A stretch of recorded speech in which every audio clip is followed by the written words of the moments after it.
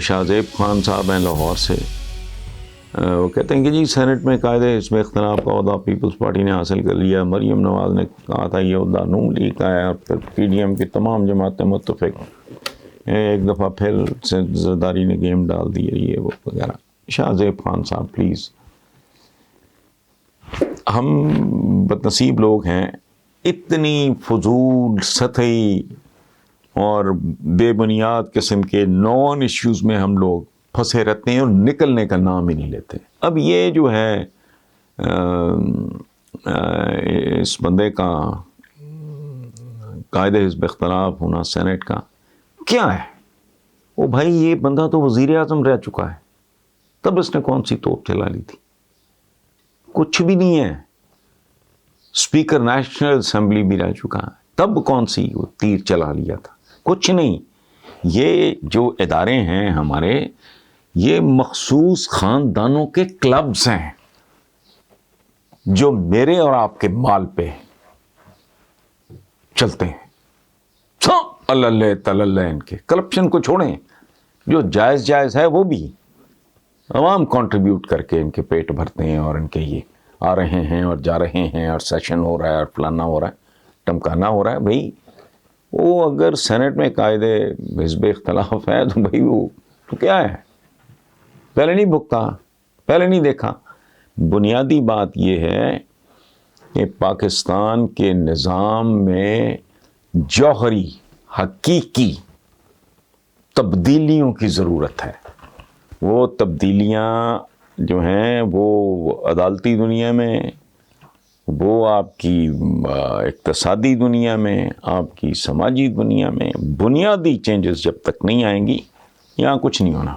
یہ میرا تو کنسیڈرڈ اوپینین ہے۔ اللہ کرے، میں دعا گو ہوں کہ میرے سارے اندازے غلط ثابت ہوں، لیکن میں نہیں دیکھتا۔ بے شمار لوگ جانتے ہیں کہ کون کون سے بیوروکریٹس ہیں، کون کون سے پولیٹیشنز ہیں، نہ ڈیپتھ ہے نہ ویژن ہے، اور پھر تعصب ہے کہ میں فلاں برادری سے ہوں، میں نے فلاں برادری کو پروموٹ کرنا ہے اور اس کو پروٹیکٹ کرنا ہے، یہ وہ سارا۔ کئی قسمیں ہوتی ہیں کرپشن کی۔ مالی کرپشن جو ہے وہ ان میں سے ایک قسم ہے۔ تو یہ تو ایک بات ہے۔ اچھا، دوسری طرف یہ ہے کہ میں نے مفت مشورہ کارپوریشن میں نے نہیں کھولی ہوئی، میرا مزاج ہی نہیں ہے۔ مشورہ صرف اسے دینا چاہیے جو اس کا طلبگار ہو۔ اچھا، اور خان صاحب اپنے جو ارد گرد کے لوگ ہیں وہ ان کی سنتے ہیں، اور یہ نیچرل بات ہے، وہ اس میں کوئی حیران کن بات نہیں ہے۔ ہم بھی عام زندگی میں اپنے جو قریبی دوست احباب ان سے مشورہ کرتے ہیں، بہن بھائی دوست احباب جو قریبی ہوتے ہیں ان سے کرتے ہیں۔ تو اپنے ارد گرد والی جہاں تک بات کا تعلق ہے، تو میں آپ کو عرض کروں، میں نے زندگی اپنے ارد گرد گزاری، سوال ہی نہیں پیدا ہوتا۔ وہ بنی ہی نہیں کسی حکمران کے ساتھ۔ پاگل پن تھا ایک زمانے میں جب بالکل ہی آئی واز ویری ینگ، تو بھٹو صاحب کا وہ جو ان کے نعرے اشارے تھے اور یہ اور وہ، اس چکر میں آ کے ہم نے کوئی جیلیں شیلیں بھی کاٹ لیں۔ اس کے بعد ڈسلوژن ہوتا چلا گیا میں۔ نون لیگ کی تو بنت اور بنیاد اور پیدائش ہی غلط تھی۔ پیپلز پارٹی نے مایوس کیا، تو اس سے تو زندگی کا جو پچھلے 26 27 28 سال آپ خبریں اخبار، اتنی تقریباً ایج ہے میری کالم نگاری کی جتنی خبریں اخبار کی ہیں، ساری فائلیں اویلیبل ہیں۔ کسی کو شوق ہو، کوئی ریسرچ کرنا چاہے کہ یہ تھرڈ فورس کا کانسیپٹ کس نے دیا، اور سیاستدانوں کو پوری طرح ایکسپوز کس نے کیا، اور دونوں کو ٹیک آن کس نے کیا، آپ جا کے خبریں کی فائلیں دیکھ لیں۔ اگر آپ کو کوئی دقت آتی ہے تو مجھے آپ حکم کریں، میں ضیاء شاہد صاحب کو کہہ دوں گا، آپ کے لیے ان کا سارا جو ریکارڈ ہے سارا وہ آپ کو مہیا کر دیں گے۔ وہاں سے بیٹھ کے تصویریں بنا کے کالموں کے لیے 26 27 28 سال میں نے۔ سو ایک بندہ جو اپنے ارد گرد زندگی گزارتا ہے وہ کسی کے ارد گرد نہیں ہو سکتا۔ رہ گیا پنجاب کا حال، تو برا تو ہے، اور وہ بھی کیوں ہے میں آپ کو عرض کر دیتا ہوں ابھی، لیکن اتنا برا نہیں کہ آپ نے بڑا لفظ تباہی کی جانب جا رہا ہے۔ نہیں، تباہی نہیں ہے۔ ہوا یہ ہے کہ بالکل ایسے ہی ہے کہ آپ مہدی حسن صاحب غزل سرا ہوں، اس کے بعد آپ مائک پہ مجھے بٹھا دیں، کیا ہوگا؟ محمد رفیع کے بعد آپ یہ جو آج کل کے یہ لونڈے لپاٹے جو پھرتے ہیں، آپ رفیع صاحب کے بعد ان میں سے کسی کو بٹھا دیں تو ظاہر ہے وہ منڈے ٹماٹر ہی آئیں گے، لوگ ڈس اپوائنٹ ہوں گے، وہ چاہے بیچارہ گزارے مافرت گا ہی رہا ہو، لیکن مہدی حسن کے بعد سو انتظامی طور پہ تو definitely Shehbaz Sharif was a doer, deliver کیا ہے، نظر آتا ہے۔ میں چونکہ نکلتا کم ہوں، لیکن جب کبھی کہیں مجھے نکلنا پڑتا ہے، مجھ سے، میں سچی بات آپ کو بتا رہا ہوں، میں اس شہر کو نہیں جانتا ہی نہیں، جگہ جگہ جگہ جگہ وہ سارا کچھ ہی تبدیل ہو چکا ہے۔ اس لیے پنجاب زیادہ ڈس اپوائنٹ اس لیے کر رہا ہے کہ یہاں کمپٹنٹ ترین جو واقعی ایک ہارڈ ورکنگ آدمی تھا، باقی میں معاملات کی بات نہیں کر رہا، کہاں ان سے غلطیاں ہوئیں، حماقتیں ہوئیں، ٹیمپٹیشن ہوئی، جو بھی ہوا، بٹ ڈیفینیٹلی سو اتنا برا نہیں ہے جتنا آپ کہہ رہے ہیں، لیکن ڈیفینیٹلی ویسا نہیں ہے، وہ سپیڈ نہیں ہے، وہ اس میں وہ جذبہ نظر نہیں آ رہا، وہ رفتار نظر نہیں آ رہی، وہ ڈسیشن میکنگ نظر نہیں آ رہی، اور زمین آسمان کا فرق ہے۔ یہ جو لگاتار اقتدار ہوتا ہے، اس کے بہت سارے عیب ہیں، لیکن اس میں ایک دو خوبیاں بھی ہیں۔ شہباز شریف کے پیچھے بے تحاشا تجربہ، 1 گو میں 10 سال چیف منسٹر پنجاب، اس سے پہلے بھی یہ 10 سال تو لگاتار ہو گیا نا جی، اس سے پہلے بھی تو اتنے سیزنڈ ایکسپیرینسڈ اور اتنے ایکسپوئر والے بندے، جو سویرے 5 بجے اٹھ کے شروع ہو جاتا ہے، وجوہات اس کی جو بھی ہوں، اس کا مقابلہ آپ ایسے آدمی سے کرو جو کوریڈورز آف پار کے نزدیک سے کبھی نہیں گزرا، تو اس کے ساتھ بھی زیادتی ہے، اپنے ساتھ بھی زیادتی ہے۔ اور بہرحال وہ آپ بھی جانتے ہیں، میں بھی جانتا ہوں، تفصیلات میں کیا جانا۔ رحمان اظہر صاحب، ہم لوگوں کی، ہم عوام کی یا قوم کی صورتحال یہ ہے کہ جائیں تو جائیں کہاں؟ پچھلے بھی کرپٹ تھے، ان سے پچھلے بھی کرپٹ تھے، اب عمران خان کہاں سے بندے امپورٹ کریں؟ یہی مٹیریل ہے جو ملک میں اویلیبل ہے، یہاں تو دوری شہریت جو ہے وہ عذاب بن جاتی ہے، اور بننی چاہیے بھی، ظاہر بندے امپورٹ تو نہیں کیے جا سکتے۔ اس کال میں جو ہمارے اسلاف کا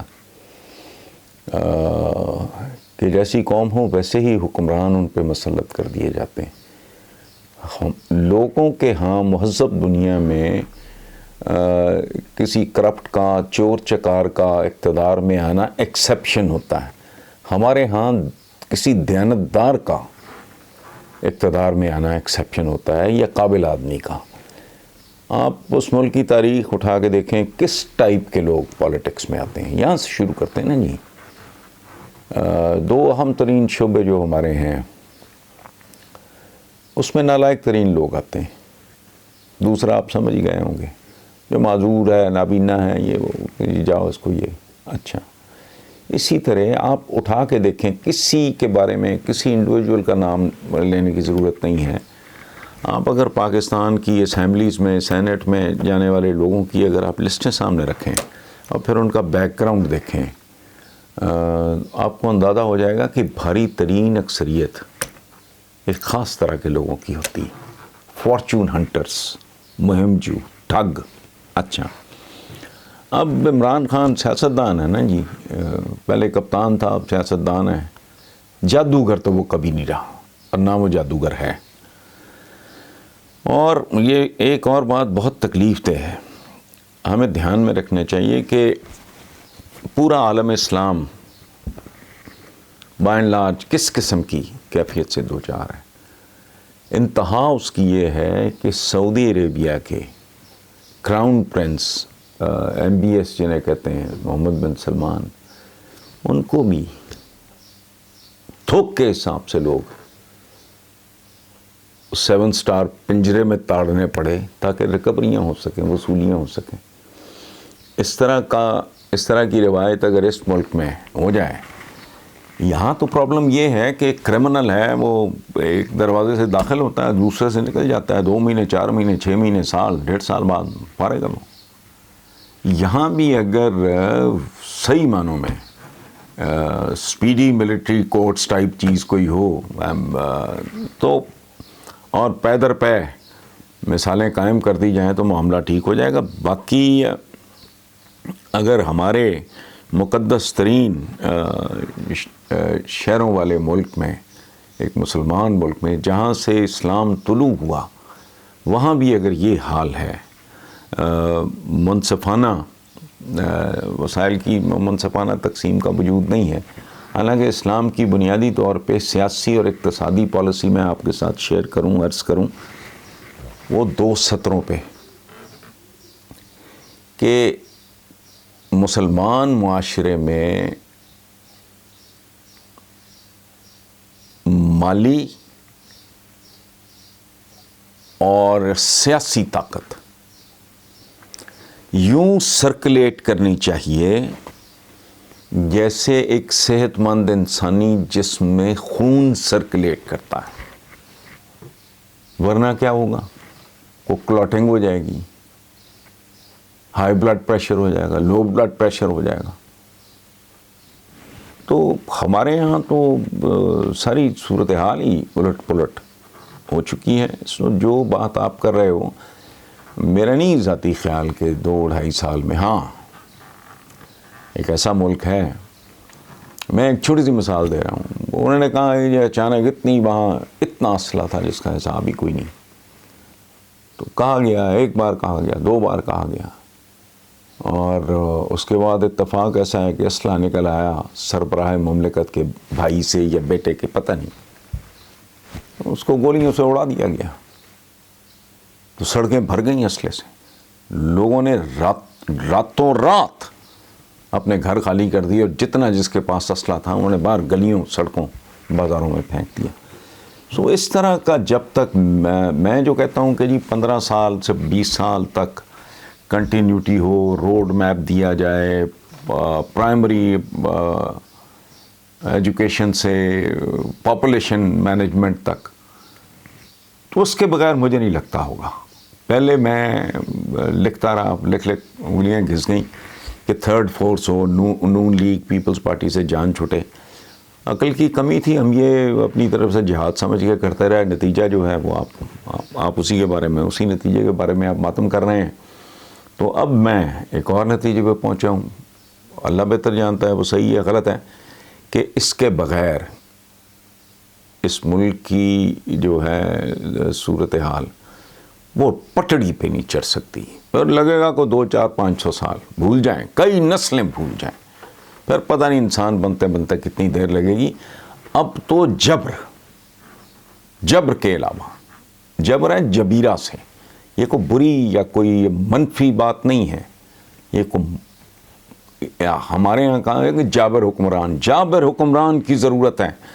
جابر نکلا ہے جبیرہ سے، بازو ٹوٹ جاتا ہے، پرانے زمانے میں ہوتا تھا، میرے ساتھ بھی ہوا، لیفٹ آرم، وہ جھٹکا مار کے، وہ پہلوان نے مجھے ٹریٹ کیا تھا، دوست اٹھا کے لے گئے تو سیدھا کر کے اس نے بس ایک چیخ کے بعد کام ٹھیک ہو گیا. اس کے بعد اس نے وہ پھٹیاں سی لگانی شروع کر دی. ان پھٹیوں کو جبیرہ کہتے ہیں، some thing which keeps things straight. تو جب تک وہ نہیں ہوتا اس وقت تک آپ بھی کڑتے رہیں، ہم بھی کڑ رہے ہیں.